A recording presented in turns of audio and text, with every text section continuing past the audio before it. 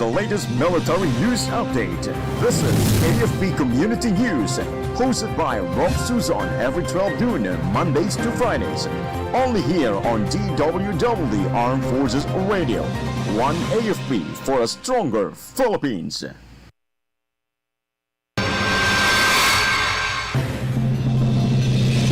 Daily allowance of soldiers to double in 2025. Philippine Navy eyes 2 more anti-submarine warships. MMDA bans mall-wide sales during the holidays.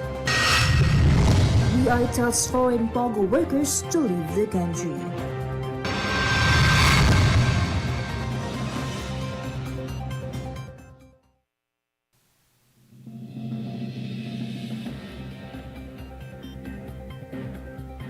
Good day everyone as well to our troops at Camp Emilio Aguinaldo, Quezon City. Today is Wednesday, December 4, and we will bring you the latest news from the armed forces and other information around the Philippines. I am Ralph Suzon for AFP Community News. DWDD Armed Forces News. And for the brief overview of our stories, House Appropriations Chair Representative Elizalde Co announced a 100% increase in the daily subsistence allowance of soldiers from 150 pesos to 350 pesos starting in 2025. Speaking at the Fellowship Dinner of Armed Forces of the Philippines or Southern Luzon Command, he confirmed that Congress allocated 16 billion pesos for the adjustment as part of the 2025 national budget. The increase reflects the Congress's commitment to better support the armed forces, ensuring soldiers and their families are properly compensated. SOLCOM Commander Lieutenant General Facundo Palafox IV expressed gratitude for the government's continued support. DWDD Armed Forces News. The Philippine Navy plans to acquire 2 additional anti-submarine warships to strengthen its maritime defense amid rising security concerns. Philippine Navy spokesperson Rear Admiral Roy Vincent Trinidad said that the proposal, part of the AFP modernization program, includes new corvettes and advanced undersea warfare capabilities. The move follows the sighting of a Russian submarine in the West Philippine Sea, which President Ferdinand Marcos Jr. called very concerning. Currently, the Philippine Navy operates 2 missile frigates and is awaiting additional vessels under construction in South Korea and Indonesia. Armed Forces Radio.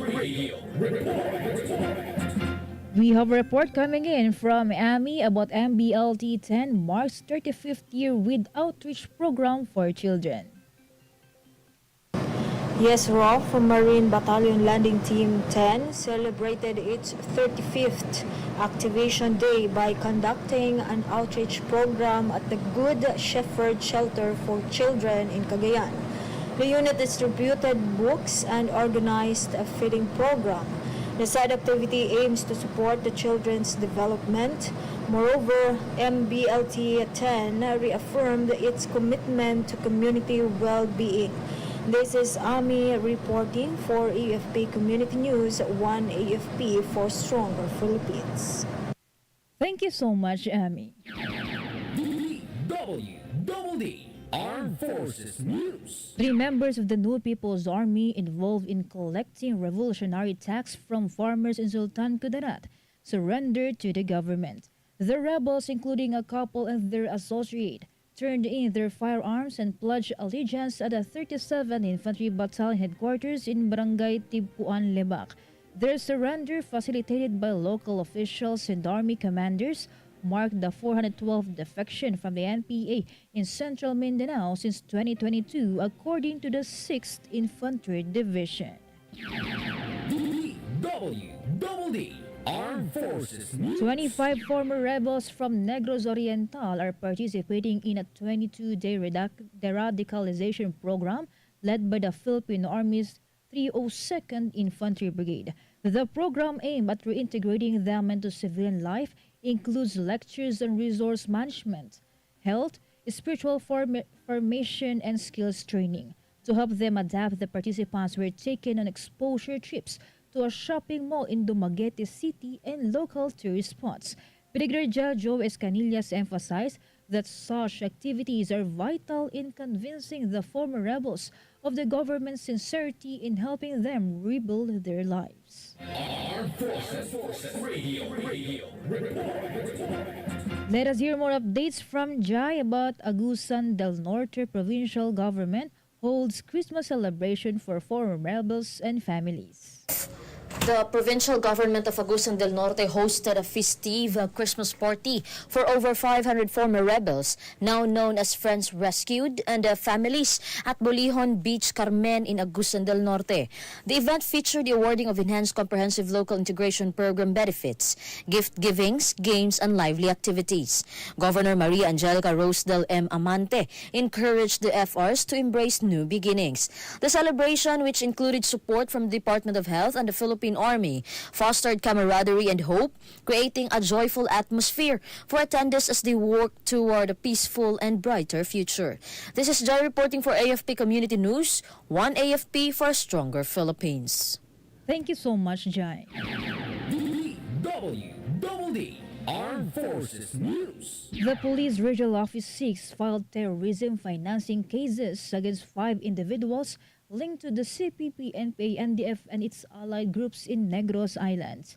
According to PRO 6 officials, the charges filed under Republic Act 10168 aim to dismantle the financial networks of the communist group. Authorities emphasize the importance of cutting off the funding sources, including those from NGO fronts, to combat insurgency in Western Visayas effectively. DWDD National News. For our national news, the Philippine Atmospheric, Geophysical, and Astronomical Services Administration said it would likely declare the onset of La Nina in the coming days. Pag-asa Administrator Nathaniel Servando said they may declare a short-lived La Nina or La Nina-like condition either this week or next week. He cited a forecast that the natural climate phenomenon would last until the first quarter of 2025. The state-run weather agency said La Nina is characterized by unusually cooler than average sea surface temperatures at the central and eastern equatorial Pacific. Armed Forces Radio Report. From Solcom, let us hear from Sena about 9030 Infantry Brigade facilitates the provincial level security awareness forum in Sorsogon. The 903rd Infantry Patriot Brigade facilitated the conduct of Provincial Level Security Awareness Forum 2024 at its headquarters in Barangay San Rafael, Castilla, Sorsogon. The forum aligned with Executive Order No. 70 or EO 70 and the Anti-Terrorism Act RA 11479 and Terrorism Financing Prevention and Suppression Act RA 10168 sought to educate stakeholders on countering the propaganda and influence of the communist terrorist group. It also aimed to raise awareness of potential criminal liabilities under the anti-terrorism law, particularly for individuals and organizations that may unwittingly support these groups. Participants includes the business contractors, mall security managers, and telecommunication companies across Sorsogon Province. This is Sena from Solcom reporting for AFP Community News, one AFP for a stronger Philippines. Thank you so much, Sena from Solcom. DWDD National News. A magnitude 5.7 earthquake rocked the province of Ilocos Norte. According to the Philippine Institute of Volcanology and Seismology, the tremor happened around 2:54 a.m. some 4 kilometers southwest of Bangi, Ilocos Norte. Tectonic in origin, the quake has a depth of focus of 23 kilometers. Intensity 5 was felt by residents in city of Lawag, Pagudpud, Dumalneg, Burgos, Pasukin, Bacara, Adams, Sarat, and San Nicolas, Ilocos Norte. DWDD National News. House Deputy Minority Leader and Bagong Henerasyon Party List Representative Bernadette Herrera is pushing to enhance the government's support for solo parents. She urged her fellow lawmakers to support the provisions under the 2025 General Appropriations Act. Herrera said solo parents face unique challenges that often go unaddressed. She emphasized that the national budget is an opportunity to correct this imbalance by ensuring that the law provides explicit and inclusive benefits for them. Armed Forces Radio Report. For other updates, let us hear the details about two MPA leaders surrender in Eastern Visayas through Army initiative. Go ahead, Ferdy Blues. Good day everyone. The Philippine Army's Wish Upon a Star project in Eastern Visayas facilitated the surrender of two new People's Army leaders in Barangay San Gabriel, Boronga City. The initiative, led by the 802nd Infantry Brigade, empowered families of active NPA members to encourage peaceful reintegration. Visayas Command Commander Lieutenant General Fernando Reyes praised the project for fostering trust and securing the recovery of 10 high-powered firearms. It highlights their role in promoting lasting peace and stability in the region. This is Ferdy Blues reporting for AFP Community News, 1 AFP for Stronger Philippines. Thank you, Ferdy Blues. DWDD National News. For another update, mall-wide sales in the National Capital Region are prohibited during the holidays. MMDA Special Operations Group Strike Force Chief Gabriel Go said that during the holidays, individual stores can do sales without major promotions. Go said the move is meant to ease the traffic congestion ahead of the Christmas rush. On November 18, adjusted mall hours in Metro Manila started in a bid to ease the traffic congestion. Instead of 10 a.m., shopping malls will open at 11 a.m. from November 18 to December 25. DWDD National News. President Fred Marcos Jr. has ordered the Department of Health to campaign for healthier food options in the country. This move aims to address the malnutrition and stunting among children. Marcos made the directive during his meeting with the officials of DOH and other concerned agencies in Malacanang yesterday.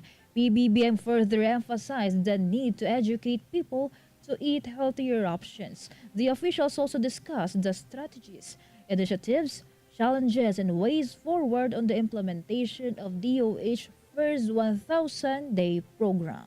Armed Forces Radio Report. And now here, a report on the ground about former rebels in Negros Oriental receive livelihood and housing support. Go for the details, Beth Tañete.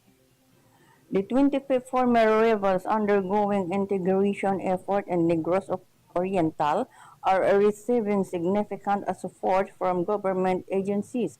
The Department of Agriculture provided them with the turkeys and a native chicken as part of livelihood initiatives, while some qualified for socialized housing or housing project in the Basay town. The program, founded by the provincial government, include a live-in seminar at Camp Leon Kilat, set to conclude on December 14. 3rd or 2nd Infantry Brigade Commander Brigadier General Joy Escalinas highlighted that these measures aim to measure that former rebels' successful transition back to their communities and prevent them from returning to insurgency. This is Beth Saneta reporting for the AFP Community News, 1 AFP for Stronger Philippines. Thank you, Beth Tañete. DWDD National News. For other development story, the Bureau of Immigration announced that of the more than 30,000 registered foreign workers of Philippine offshore gaming operators or POGOs, more than 10,000 have already left the country. This follows President Ferdinand Marcos Jr.'s directive to stop all internet gaming operations by the end of December. Immigration Commissioner Joel Anthony Viado said that the BI wanted to ensure a smooth and orderly process for affected foreign workers, hence the reminder to meet that deadline. He also added that they are expecting around 20,000 more foreign POGO workers to leave the country in the next few weeks to beat the December 31 deadline. DWDD National News. Police arrested almost 1,700 wanted individuals in Central Luzon in the past 2 months. Police Regional Office 3 Director Brigadier General Rodrigo Maranan said The series of operations against the wanted individuals was in compliance with the order of National Police Chief General Romel Francisco Marbil to intensify police actions against criminal elements. Maranan said these successful operations should serve as a warning that the region is not safe for wanted criminals. He also vowed that they will continue their aggressive operations to ensure peace and order in Central Luzon. Armed Forces Radio Report. Let us hear more from Mel Joy of 1st CRG about NOLCOM Commander acknowledges key contributions of Philippine Marine Corps leadership. Yes, Rolf, Lieutenant General Fernil G. Buca, Philippine Air Force, Commander of the Northern Luzon Command, was formally welcomed by Major General Arturo G. Rojas, Philippine Navy Marines Commandant of the Philippine Marine Corps, during an official visit to the headquarters Philippine Marine Corps on December 2, 2024. Lieutenant General Buca awarded the Distinguished Service Medal and Plaque of Recognition to Brigadier General Vicente Map Blanco III, Philippine Navy Marines Deputy Commandant of the Philippine Marine Corps. Brigadier General Blanco was recognized for his exemplary leadership as the former commander of the 4th Marine Brigade, a unit operating under Northern Luzon Command's jurisdiction. Further, Lieutenant General Buca said that he is deeply grateful for Brigadier General Blanco's dedicated service during his time with the 4th Marine Brigade. His leadership significantly contributed to Northern Luzon Command's mission of maintaining peace and security in Northern Luzon. During the visit, Lieutenant General Buca was also conferred the Marine Brigade Command Badge Honorary and the Cross Rifles and Anchor Award, symbolizing the enduring partnership between Northern Luzon Command and the Philippine Marine Corps in safeguarding the country's peace and sovereignty. This is Meldry Nesho Arroco reporting for AFP Community News, 1 AFP for Stronger Philippines. Thank you, Maljoy from 1st CRG. DWDD National News. 13 women from the Philippines have been convicted on human trafficking-related charges in Cambodia for acting as surrogates for a ring selling babies to foreigners for cash. According to the Kandal Provincial Court, the women were each sentenced to 4 years in prison after being found guilty of selling, buying, or exchanging a person for a cross-border transfer. Based on the verdict, 2 of the 4 years in prison were suspended, meaning they won't have to be served unless they are found guilty of another crime. The women are held at a police hospital outside the Phnom Penh, and authorities have previously said they would not have to serve prison time until having given birth. DWDD National News. The Commission on Elections conducted a demonstration of the provincial capital in Kidapawan City of the new automated counting machine for next year's elections. North Cotabato Governor Emilu Talino Mendoza urged the government personnel and the media to guide the people on how to use the ACM. The ACM has a 14-inch touchscreen, scanner, sensor, camera, universal serial bus ports, external keypad, printer, and voter's receipt holder. The receipt shows a voter if he has voted, not yet voted, or over-voted. Armed Forces Radio Report. On the other line, let us hear more from Gina about 79 IB enhances reserve force preparedness with training. Yes, Raf, the 79th Infantry Masaligan Battalion conducted an integration training for the 605th Ready Reserve Infantry Battalion. It aims to improve Army Reserve Force readiness and fostering unity. The training included briefings on security, tactical demonstrations, and military equipment familiarization. 79th Infantry Battalion emphasized the training's role in strengthening the Philippine Army's collective capability, ensuring the reserve force remains vital in national defense. This is Gina reporting for AFP Community News, 1 AFP for Stronger Philippines. Thank you, Gina. Armed Forces Radio Report. From NOLCOM, let's hear some information from Joanne about 5th ID repeats call to remaining CTG members in Region 2. The 5th Infantry Star Division Philippine Army has once again called on the remaining members of the communist terrorist group in the province of Cagayan to surrender to the government. According to Major General Galiver Sinieres, commander of the 5th Infantry Division Philippine Army, Cagayan has been formally declared insurgency-free, but there are still remaining members of the communist terrorist group in the province. However, he said that the remaining members of the communist terrorist group are incapable of atrocities, so the province has been declared insurgency-free through the recommendation of the Armed Forces of the Philippines and the Philippine National Police to the Provincial Peace and Order Council. Among the communist terrorist group movements dismantled by the authorities are the East Front Committee, the Provincial Committee or Comprob Cagayan, and the Regional Committee Cagayan Valley or KRCV. The 5th ID continues to encourage the remaining rebels to return to the government and to take advantage of the assistance and programs provided to them. Among the assistance to the surrendering members of the communist terrorist group are the Housing and Livelihood Program, Employment Program, and Enhanced Comprehensive Local Integration Program or ECLIP, among others. Currently, the 5th Infantry Star Division Philippine Army is in collaboration with the PNP and local government units to focus on programs and measures to maintain the province status as free from insurgency. Meanwhile, only 9 members of the communist terrorist group remain in the province of Isabela, and they are being continuously monitored and asked to surrender by the authorities. This is John Sagaok reporting for AFP Community News, 1 AFP for Stronger Philippines. Thank you, Joanne Sagao. DWDD National News. Meanwhile, a fire broke out in a residential area on the Gonoy Street in San Andres, Manila. The fire was at first alarm at 6:58 a.m., then reached the second alarm at 7:02 a.m. According to the Manila Disaster Risk Reduction and Management Office, the Bureau of Fire Protection raised the third alarm at 7:12 a.m. The fire was placed under control at 8:20 a.m. DWDD Armed Forces News. And that's all for today's broadcast. Thank you so much for joining us, especially to our audience in our Facebook page, AFP Radio DWDD. Don't forget to tune in tomorrow for more updates, same time and same station. Again, this is Ralph Suzon for AFP Community News, 1 AFP for Stronger Philippines. Behold the latest military news update. This is AFP Community News, hosted by Rob Suzon every 12 noon, Mondays to Fridays. Only here on DWDD Armed Forces Radio.